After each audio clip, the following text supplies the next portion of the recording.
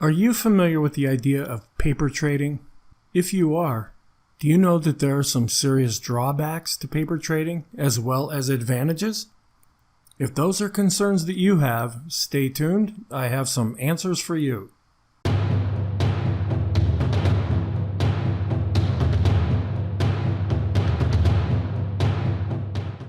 Before I start on this video, I want to remind you that I have a free workshop that is available to you by clicking on the link in the description box below this video. It's about 90 minutes long. I'm not trying to sell you anything.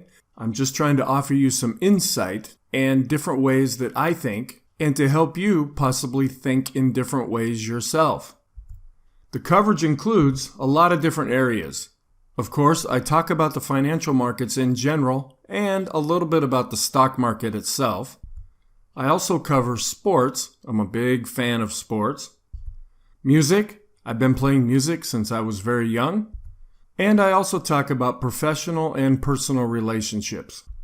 The goal of this workshop is to help you to think in either new or different ways, as well as for you to get to know me and my style. One of the things that you'll quickly run across, especially if you're new to the markets, is a thing called paper trading, where it's just a way of practicing. You can look at this as simulation trading or virtual trading. When I first started out, doing it on pencil and paper was pretty much the only way you could do things. There were some pretty crude software applications available, but not like what we have today. With the advent of software, we have some great tools at our disposal that we didn't have a long time ago, or even a few years ago. The idea behind paper trading is that you can practice under real-time conditions without using real money. And you can practice this many times until you feel confident.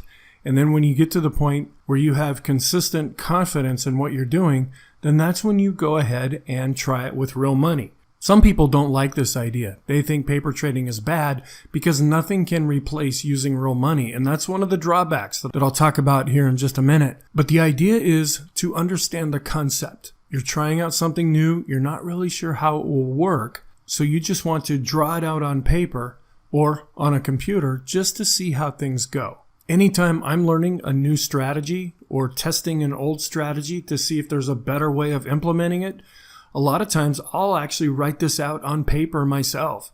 I diagram it out. I have pictures and arrows going back and forth because we need to understand the concept of what we're doing. That's a really useful tool of paper trading, is just for learning and understanding. Then we can use paper trading to practice. So what is paper trading? And I pretty much have gone through that already. It's also called pretend trading, mock trading, virtual trading. You can come up with any kind of name that you want. It's any time that you are trading without using real money. One of the things that can be very helpful is you're always testing out new strategies. You enjoy being involved in the markets. You like the opportunities that are available to you. So you have your basket of strategies that you use, but maybe you try out some different strategies from time to time. You're not using real money, but you're just trying to understand how they work. That can be a really useful tool. In some strategies, you'll say, wow, this just doesn't fit my style, or I just don't see the benefit of this strategy versus what I'm already doing. So you can make some decisions either to implement things in what you're currently doing or discard other strategies. There are so many different strategies available to you that you can tailor them more to your personality and to things that you find easier to implement. The problem is learning new strategies and methods can be complicated. The way that I do this is I first make sure I understand the basic concept, and then I practice that concept using real prices. Then when I get a basic idea of how that will behave, then I start to back test that idea. I actually go back anywhere from a month to 2 months to years to even decades, where I'll go back and see how would this strategy have performed in the past. Then what I'll do is I do forward testing. I take it from today and then I move forward so I can check it out under real-time conditions. When we're back testing, we can do 20 years of back testing in just a few minutes. when we're forward testing it, we have to do it under real-time conditions. And we're in different moods. The days are different. The weather is different. The market is different. What's happening in the world is different. And so that can change things. We don't want to be so isolated that we don't allow for the different variables that can influence our positions. And then I just practice that strategy until I feel comfortable with it, until I'm getting consistent success. And then I might be willing to implement that using real money. Another problem is focusing on the winners while ignoring the losers. We have a tendency to do that. When I first started out, I would meet with a friend about this. I was interested in the stock market, but my friend was interested in the futures market. And he would tell me how he made $28,000 in sugar. It's like, okay, well, that sounds pretty cool. What my friend didn't tell me is the $50,000 in paper losses that he had in all the other trades. Yeah, he had a $28,000 gain in one market, but $50,000 worth of losses in other markets. Now, again, that was not using real money. It was just paper trading. But my friend was focusing on just the success and what you can do. And we kind of, well, that wouldn't have worked out and I wouldn't have done that anyway. We can pretty much talk ourselves into anything if we try hard enough. We can rationalize things very easily. Not only do we do that with ourselves, but we can have other people do that to us also. The solution is to use virtual trading software for accountability. There are platforms out there. I go over a couple of different platforms that are available. One is Thinkorswim, TOS, and some of you watching this are probably already users of that software. And another software is a thing called Tastyworks. Now, you may also have software available to you through your brokerage account. I'm just throwing these names out there, not because they're the best, they're just what I use. If you're comfortable with what you use now, stick with that.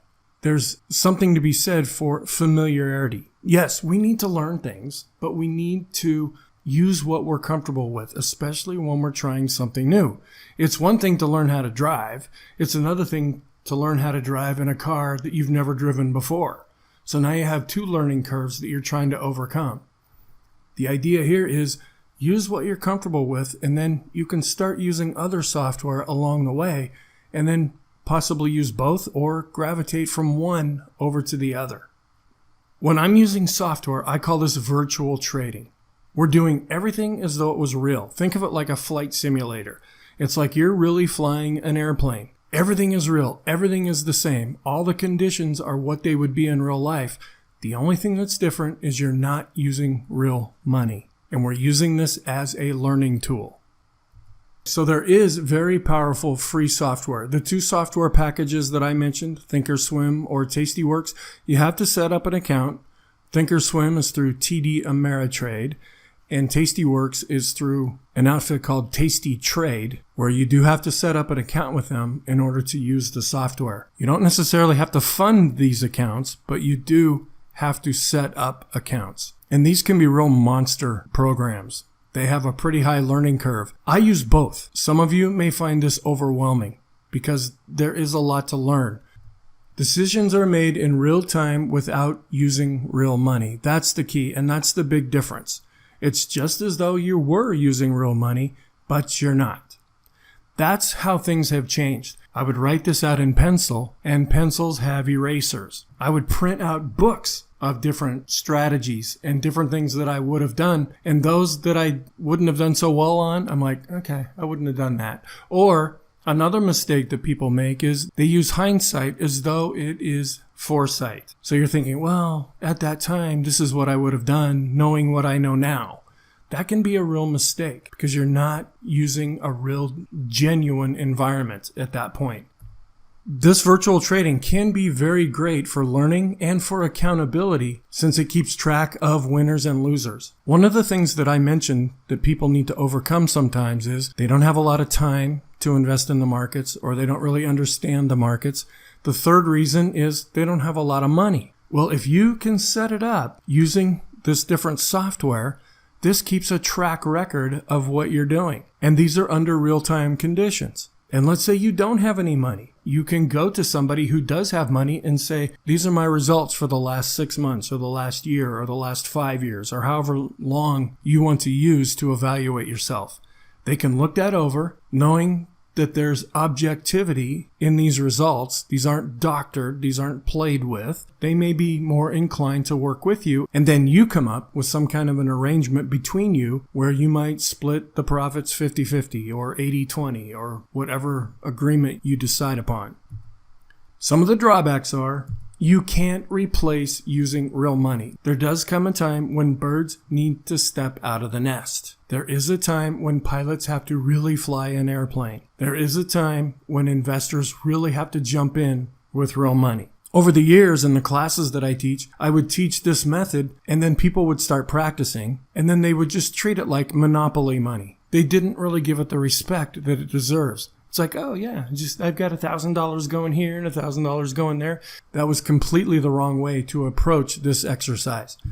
You have to have respect for what we're trying to do and not treating it as though it were some kind of a game. So thank you very much. I really appreciate everybody taking the time to watch this video.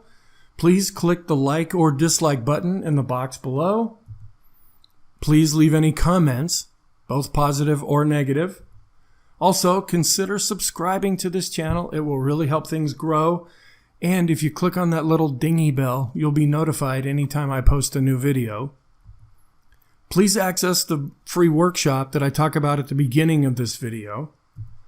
And also, I have a blog at spxinvestingblog.com where I have articles that I've written that cover pretty much what I talk about in the videos, but it's in written form rather than watching as a video. So thank you very much, and I'll talk to you in the next video.